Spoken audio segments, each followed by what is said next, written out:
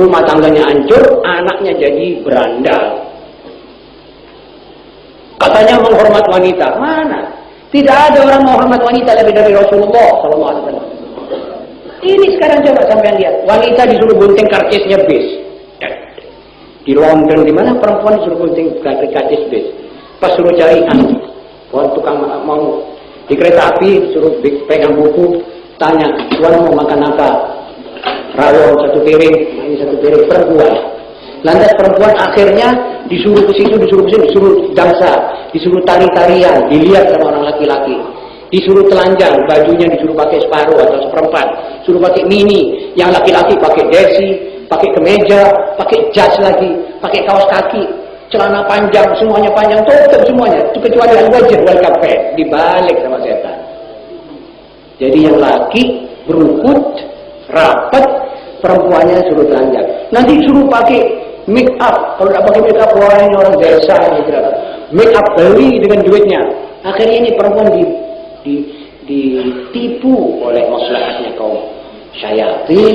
Akhirnya ini perempuan rusak. Akhirnya disuruh jadi hostess.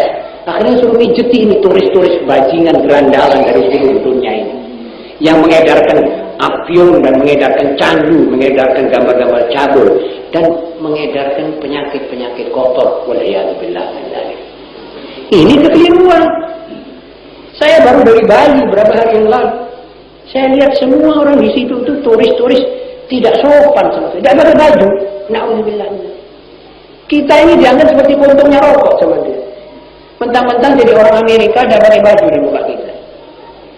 Kalau kita salah, kita bukakan negeri kita untuk mereka, datang mereka berketebaran.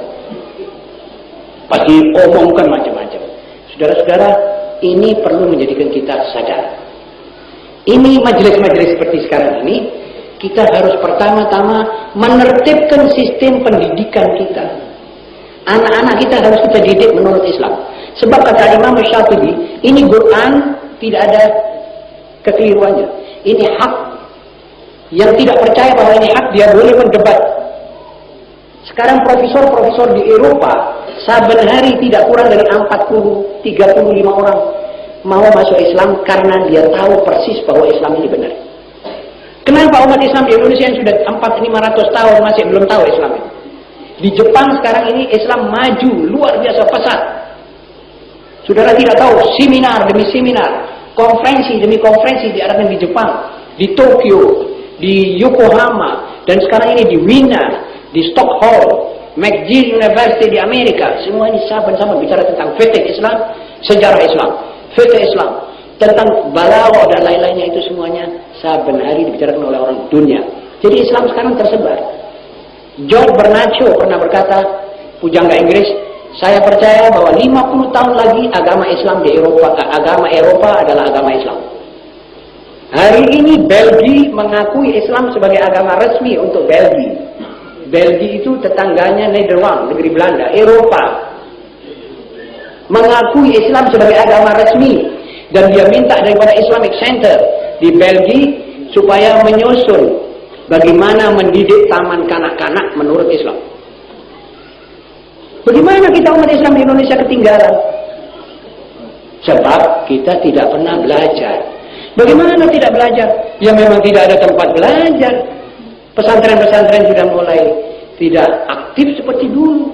Tapi alhamdulillah, al-khair masih ada. Saya yakin ini pesantren-pesantren masih insyaallah ta'ala akan menumbuhkan orang-orang ulama yang mukhlis, yang zu'ama, yang betul-betul zu'ama. Saudara-saudara, berhubung waktu sudah terlalu siang, pesan saya yaitu dua. Wahai ulama, bersatulah. Kompakkan barisanmu untuk menghilangkan hati Rasulullah SAW.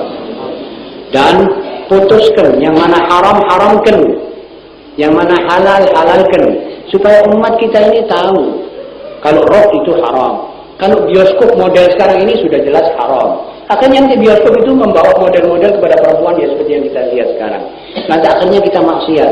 Akhirnya kita semua jadi berdosa. Ini kewajiban kita para ulama.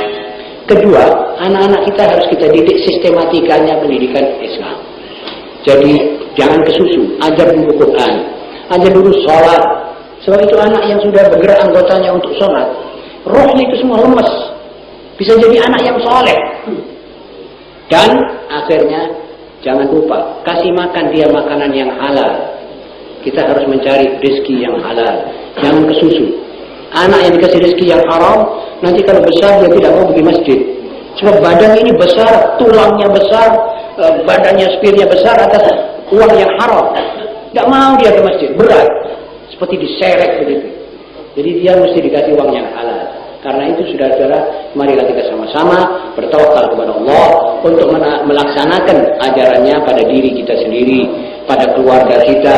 Semoga kita semua ini mendapat rahmat dan barakah. Jangan mendengarkan fitnah dan isu-isuan. Kita sekarang di zaman orang sudah pada pintar dan pada mengerti. Kita ngerti itu hak-hakan seperti begitu tidak baik. Apalagi sesama bangsa. Kita harus kompak, harus bersatu. Yang mengikat kita adalah Rasulullah SAW dengan ikatan asyhadu an la ilaha illallah wa asyhadu anna Muhammadar Rasulullah. Marilah kita bersama-sama membaca kalimat tauhid. La ilaha illallah. Ini sekarang permainan dari CIA dan Amerika Serikat. Hendaknya kita semua bersatu, bertakwa Allah.